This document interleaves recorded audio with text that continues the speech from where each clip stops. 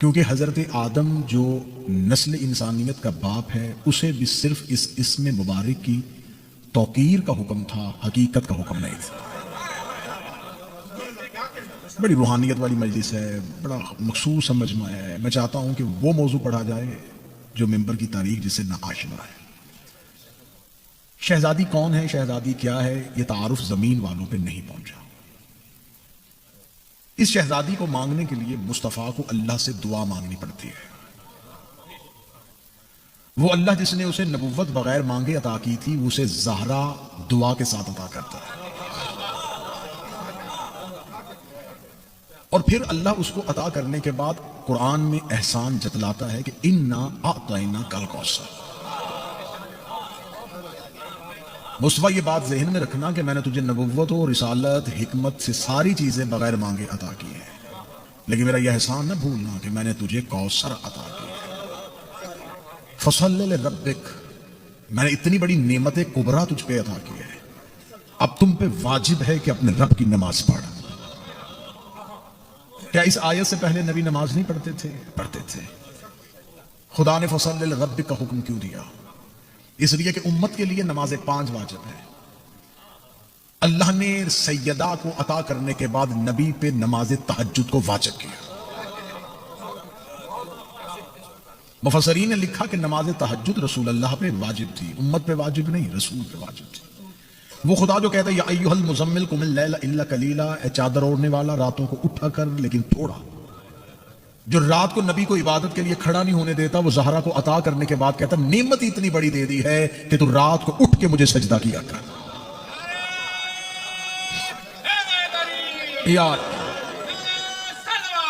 اللہم صلی علی محمد وآل محمد۔ بسم اللہ۔ اس شہزادی کا تعلق زمینی مخلوقات سے نہیں، یہ آسمانی ہے، یہ اللہ کا چھپا ہوا راز ہے۔ زمین پر اس شہزادی کا جو تعارف پہنچا وہ تعارف یہ ہے کہ یہ نبی کی بیٹی ہیں، امیر المومنین کی زوجہ ہیں، اور حسنین کریمین کی ماں ہیں۔ تعارف یہ نہیں ہم کروائیں گے کہ اللہ نے اسے نبی جیسا باپ دیا، تعارف یہ ہے کہ نبی کو فاطمہ جیسی بیٹی ملی۔ تعارف یہ نہیں ہے کہ اس کو علی جیسا شوہر ملا، فضیلت یہ ہے کہ علی کو زہرا جیسی زوجہ ملی۔ باعث شرف یہ نہیں ہے کہ اس کو حسنین جیسے بیٹے ملے، حسنین کے لیے شرف یہ ہے کہ اسے زہرا جیسی ماں ملی۔ نبوت و ولایت و امامت کو ناز ہے زہرا پہ۔ اگر آپ یہ کہیں کہ نبوت، امامت، ولایت اللہ کے عہدے ہیں اور جناب سیدہ پہ ناز کرتے ہیں تو حدیث کسا میں کیا پڑھتے ہیں؟ جب فرشتوں نے پوچھا ومن تحت الکسا، یہ چادر کے نیچے کون ہے، تو خدا نے یہ نہیں کہا تھا کہ محمد کی بیٹی ہے، علی کی زوجہ ہے، حسنین کی ماں ہے۔ خدا نے کہا ہم فاطمہ تو وابوہا، یہ فاطمہ ہیں، یہ فاطمہ کے باپ ہیں، یہ فاطمہ کے شوہر ہیں، یہ فاطمہ کے بیٹے ہیں۔ اب یہ زمین والوں کے لیے تعارف ہے رشتوں کی بنیاد۔ میں بالکل نعروں سے بے نیاز ہو کے، داد سے بے نیاز ہو کے ایسی روحانی مجلس سنانا چاہتا ہوں جو آپ کی روح کی خوراک بنے۔ جناب سیدہ کا تعارف زمین والوں کے لیے رشتوں کے اعتبار سے، لیکن آسمان پہ سیدہ کا تعارف رشتوں کے اعتبار سے۔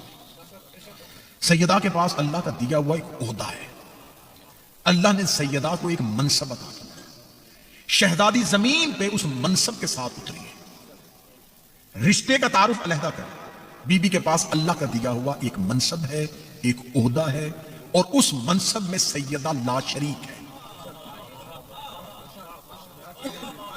رسول اللہ نبوت میں لا شریک نہیں، اللہ نے 1.25 لاکھ نبی بنائے۔ علی امامت میں لا شریک نہیں، اللہ نے 12 امام بنائے۔ کوئی معصوم عصمت میں لا شریک نہیں ہے۔ سیدہ واحد ہے کائنات میں کہ عرش پہ خدا لا شریک ہے، فرش پہ سیدہ لا شریک ہے۔ سیدہ کے پاس ایک عہدہ ہے جو اللہ نے صرف زہرا ہی کو عطا کیا، صرف سیدہ ہی کو عطا کیا۔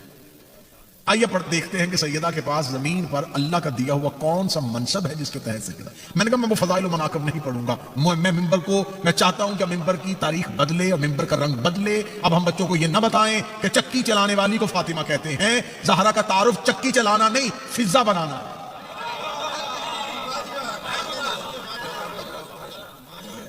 گھر میں جھاڑو دینے والی خاتون کا نام فاطمہ نہیں، دروازے پہ داڑھی سے جھاڑو دلوانے والے سلمان کی آقازادی بناتا ہے. اب رنگ بدلے ممبر کا، اب مزاج بدلے ممبر کا، سننے والوں کا مزاج بدلے تاکہ ہم ان چیزوں تک پہنچ سکیں. اللہ نے حضرت آدم سے ہدایت کا آغاز کیا، رسول اللہ تک آ کے خدا نے نبوت کو مکمل کیا. ہدایت کا سلسلہ نہیں رکا، اللہ نے نبوت کا سلسلہ روکا.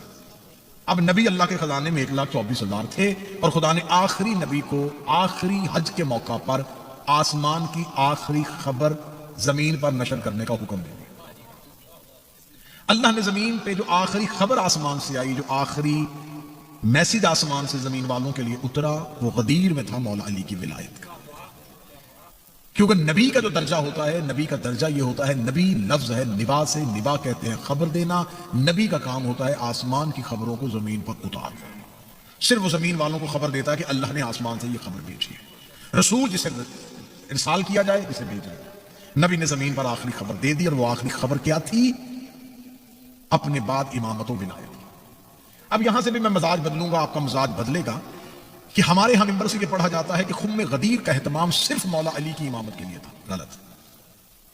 مولا علی کی حاکمیت اور مولا علی کی امامت کا اعلان اس سے بیشتر نبی اپنی زندگی میں کئی موقعوں پہ کر چکے ہیں. یہ من کن تو مولا فہذا علی المولا عرب والوں نے پہلی بار نبی سے نہیں سنا کہ اس میں اللہ کہہ رہا ہے، اللہ رسول کا کرب اللہ یعصمک من الناس، اللہ تجھے انسانوں کے شر سے بچا لے گا. 7 مرتبہ حضرت جبرائیل آئے ہیں یا ایھا الرسول بلغ کی آیت لے کے. 6 مرتبہ رسول اللہ نے کہا ہے کہ جبرائیل ابھی رک جا، ابھی رک جا، یہ پیغام کیسے پہنچاؤں. 7ویں دفعہ آ کے جبرائیل نے رسول اللہ کی سواری کے سامنے کھڑے ہو کے کہا، وہ خدا کہہ رہا ہے یا ایھا الرسول بلغ ما انزل الیک وان لم تفعل فما بلغت رسالہ. اب خدا کا مزاج بدل گیا ہے، اس نے 6 بار پیغام بھیجا، تو کہہ رہا ہے کہ ابھی وقفہ، ابھی رکیے. اللہ کہہ رہا اگر اب تو نے نہ پہنچایا تو تو نے رسالت تک کچھ بھی نہیں پہنچا. اب یہ آیت آج بھی قرآن میں موجود ہے، وَإِن لَمْ تَفْعَلْ فَمَا بَلَّغْتَ رِسَالَتَهُ. اگر تو نے یہ نہ کیا تو تم نے کچھ بھی نہ کیا. کس کا کچھ نہ کیا؟ رسالت کا. کہ نبی کی رسالت اکیلے نبی کی رسالت ہے؟ نبی کی رسالت میں عیسیٰ کی رسالت ہے، موسیٰ کی رسالت ہے، یعقوب کی رسالت ہے، یوسف کی رسالت ہے. آدم تک نبیوں کی نبوت و رسالت بند ہے میرے نبی کی رسالت میں. اور خدا اگر تو نے یہ پیغام نہ پہنچایا تو اس کا مطلب ہے نہ عیسیٰ رسول اللہ ہے، نہ موسیٰ کلیم اللہ ہے، نہ نوح نجی اللہ ہے، نہ آدم صفی اللہ ہے. میں سارا ہدایت کا سلسلہ لپیٹ دوں گا، مجھے ضرورت ہی نہیں ہے زمین والوں کی ہدایت کی. اگر تو نے یہ نہ پہنچایا تو تو نے کچھ بھی نہ پہنچایا. اس کا مطلب ہے کہ اس اعلان میں پوری آدم سے لے کے مصطفیٰ تک کی رسالت بند تھی. اور اللہ کہہ رہا ہے کہ اگر تو نے یہ نہ کیا تو تو نے کچھ بھی نہ کیا. میرا امت سے سوال اتنا ہے کہ اللہ کہہ رہا ہے کہ تو نے اگر یہ نہ کیا تو کچھ بھی نہ کیا. امت نے باقی سب کچھ کیا ہے، بس یہ نہیں کیا. باقی پورا دین لیا. اور اللہ کیا کہہ رہا ہے؟ اگر تو نے یہ نہ پہنچایا تو نے کچھ بھی نہ پہنچا. اب شیعوں کے پاس غدیر پہنچی، من کن تو مولا. آج تک شیعہ منبر پہ غدیر پڑی جاتی ہے، من کن تو مولا فہذا علی المولا. اس سے آگے نہ مجمع سنتا ہے نہ خطیب پڑھتا ہے. اگر کسی نے نئی غدیر سنی ہو تو ضرور بولیے من کن تو مولا فہذا علی المولا. اس پیغام کے لیے اللہ نے. اور اس کے بعد عرب والوں کا مزاج بدل گیا. عرب والوں نے نبی سے دشمنی اختیار کر لی، دوست دشمن ہو گئے، نبی کی جان کے بیری ہو گئے. اور خدا کہہ رہا میں تجھے بچاؤں گا. تو میرا اتنے مجمع سے سوال ہے کہ کیا یہ پیغام، کیا علی کی مولائیت کا اعلان عرب والوں کے لیے اتنا ناگوار تھا، اتنا وزنی تھا کہ ان کے مزاج بدل گئے اور وہ نبی کے دشمن ہو گئے؟ اس سے بڑے بڑے علی کے فضائل نبی پڑھ چکے ہیں. یا تو صرف لفظ مولا کہا ہے نا، صرف مولا کہا ہے. اس سے پہلے نبی نے نہیں کہا یا علی انت منی بے منزلت ہارون میں موسیٰ. اے علی تجھے مجھ سے وہی نسبت ہے جو ہارون کو موسیٰ سے. یا علی انت مثل الکعبہ. اے علی تو میری امت میں کعبہ کی مثال ہے. انا مدینۃ العلم وعلی بابھا. میں علم کا شہر ہوں، علی اس کا دروازہ ہے. اگر کسی نے آدم کا علم، نوح کا فہم، ابراہیم کا تقویٰ دیکھا کچھ نہیں دیکھا تو علی کا چہرہ دیکھو. حب علی عبادہ، ذکر علی عبادہ. یہ ساری حدیث نبی اپنی زندگی میں کہہ چکے ہیں. نبی تو اپنی پوری زندگی میں 40 سال مکے کے، 23 سال مدینے کے بہانے ڈھونڈتے تھے علی کے فضائل پڑھنے کے. کبھی گھر میں علی کے فضائل، کبھی گھر میں علی کے فضائل، کبھی مسجد میں علی کے فضائل، کبھی صحن میں علی کے فضائل، کبھی بازار میں علی کے فضائل. حتیٰ کہ نبی اتنا علی پڑھنے سے محبت کرتے تھے کہ میدان جنگ میں لشکر ایک دوسرے کے سامنے موت کا بازار گرم کیے ہوئے ہوتے تھے اور نبی درمیان میں کھڑے ہو کے کہہ رہے ہوتے تھے 12 ظالمان کلو اللہ کل کفر. وہ دیکھو کل ایمان کل کفر کے مقابلے پہ نبی میدان جنگ میں کھڑے ہو کے علی کے فضائل پڑھ دیا کرتے تھے. نبی گھر کے اندر علی کے فضائل پڑھتے تھے، نبی بازار میں پڑھتے تھے. اتنے فضائل پڑھے، اتنے فضائل پڑھے کہ اسلام کی پہلی دعوت میں رسول نے یہ لفظ مولا عرب والوں کے لیے نیا نہیں تھا. یہ تو آخری دعوت ہے، اور اسلام کی پہلی دعوت دعوت ذوالشیرہ میں نبی کہہ رہے ہیں یا علی انت خلیفۃ من بعدی و وصی و وزیری،